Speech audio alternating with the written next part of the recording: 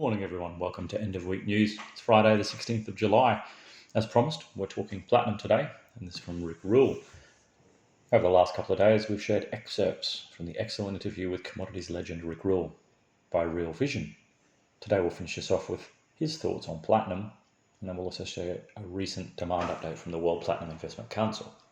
Let's start off with the question put to Rule. What are your views on platinum and palladium? This is from him. Yeah, I think speculators need to continue to own them. The only thing that can go wrong with platinum palladium would be a broad-based recession or depression, which would reduce industrial consumption for them. The truth is that the primary application for both is in internal combustion engines.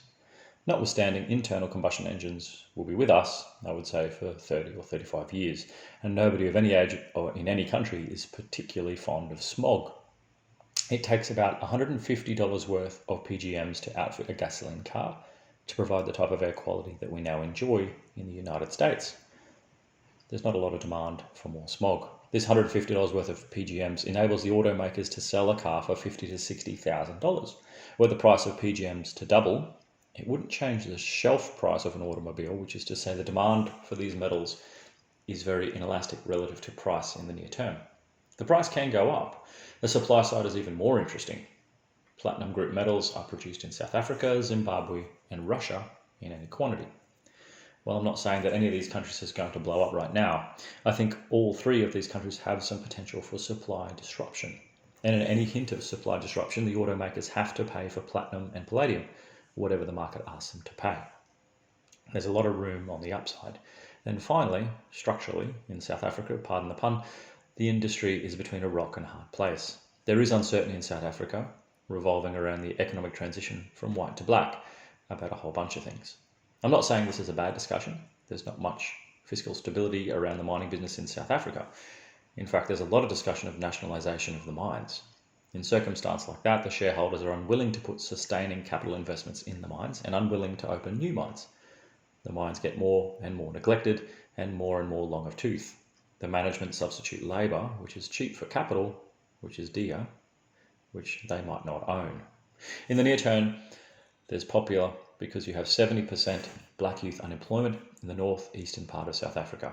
But the workers, because they have a low skill set, because they're not particularly productive, and because they're not allowed to employ much capital, are very inefficient. You're substituting labour for capital there. The labour force needs to be paid more, but they're unproductive, so they can't be paid for. The labour force needs to employ more capital, but they can't because the miners are afraid to provide the capital. The miners need to open new mines, and they need to provide sustaining capital investments in the existing mines, but they won't because they're not sure who's going to own them. We have a circumstance where the most efficient producer in the world in some senses, or at least the best endowed producer in the world, is in some peril. I think for that reason, speculation in platinum and palladium with money that you could afford volatility and absolute risk in, and for money that you could be patient with until and unless something went wrong in one of South Africa, Zimbabwe or Russia, would be money well spent for one speculator. Rule then talks largely about supply issues. So let's get the latest from the World Platinum Investment Council on demand. This from them. Platinum industrial demand has exhibited strong growth in recent years at a compound annual growth rate of 6% between 2013 and pre-pandemic 2019. This is significantly above the CAGR of two industrial benchmarks, being more than double that of global GDP, or gross domestic product, and triple that of industrial production, as measured by the OECD, or the Organisation for Economic Cooperation and Development, over the same period. In 2021, platinum industrial demand is expected to account for almost 80% of total platinum demand. Net of recycling supply, unlike automotive and jewellery demand, consumption of platinum in industrial applications is usually expressed on a net basis. That is the gross demand less the supply of closed-loop recycled material. As economic activity driving platinum's industrial use recovers, forecasts indicate that it will rebound by 25% year on year to 2.4 million ounces. Significantly, this is also 13% higher than demand in pre-pandemic 2019. China continues to be a major contributor to platinum's industrial growth. For example, Chinese petroleum refining capacity has almost tripled over the last 20 years to keep pace with the rapid growth in domestic energy demand. Latterly, the ambition for self-sufficiency in petrochemicals, a key part in China's long-term social and economic policies, has seen strong demand for platinum catalysts in not only petroleum refining, but also in the production of bulk chemicals such as paraxylene, propylene, and hydrogen peroxide. Globally, demand for platinum in the chemical and petroleum sectors is expected to recover well this year, rising by 11% and 65% respectively after the pandemic-related curtailment of activity in 2020. Multiple applications.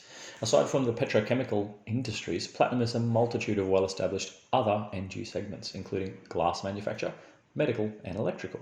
Platinum demand across its industrial uses arises from three main categories: industrial catalysts, including manufacturing silicons and the production of nitric acid as feedstock for fertilizer; platinum components such as those used in medical devices like stents, pacemakers, neuromodulation devices, or sensors; and relatively small top-up requirements as industrial catalysts and manufacturing equipment wear out, with much larger amounts of metal required when new process plant capacity is built.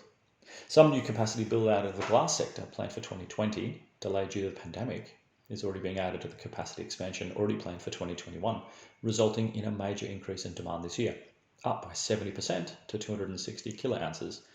Platinum's diverse industrial use leaves it well positioned to benefit from economic growth as the world recovers from the effects of COVID-19. As economic activity steps up, assisted by large-scale government stimulus funding, investors are recognizing an increased need for commodities, including industrial metals, and are acting on the upside this brings to the investment case for platinum. So far this year, investors in North America and Europe alone have increased their holdings in physical-backed platinum ETFs by over 200 kiloounces. That's a lot there for ETF growth. Well, that's news for this week, everyone. We hope you've enjoyed. Remember, you can tune in next week. We'll kick things off on Monday. Remember to jump over to ainslieybullion.com.au for all things physical. You can buy platinum from us, of course.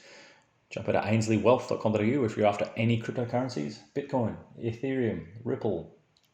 Check out our full range of large cap cryptocurrencies. There's quite a few. Navigate to the homepage. There's a dashboard button there. If you click on that, it'll take you to the live pricing page of all of our currencies that we measure. You can then click through and check out pricing. Enjoy your weekend, everybody, and we'll catch you on Monday for more news.